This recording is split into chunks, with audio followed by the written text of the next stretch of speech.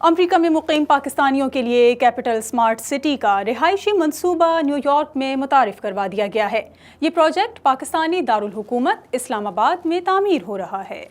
New York کے علاقے Brooklyn کے ہوٹل میں کانزی انویسٹمنٹ کے زیر اہتمام منعقدہ تقریب میں capital smart city phase 2 project متعارف کروایا گیا۔ یہ پاکستان کے دارالحکومت اسلام آباد میں تعمیر ہونے والا اپنی نوعیت کا پہلا اور جدید اعلیٰ طرز رہائش کا شاہکار منصوبہ ہے۔ کانزی انویسٹمنٹ کے چیف ایگزیکٹو آفیسر ثاقب رفیق نے پریزنٹیشن میں بتایا کہ پروجیکٹ موٹر وے سے براہ راست لنک ہوگا، جو اس کی اصل خوبصورتی ہے۔ تقریب میں بروکلن کی کاروباری شخصیات نے بھی شرکت کی۔ اس موقع پر ثاقب رفیق کا کہنا تھا کہ کیپٹل اسمارٹ سٹی صرف بہترین رہائشی منصوبہ ہی نہیں بلکہ اوورسیز پاکستانیوں کے لیے سرمایہ کاری کا بہترین موقع بھی ہے۔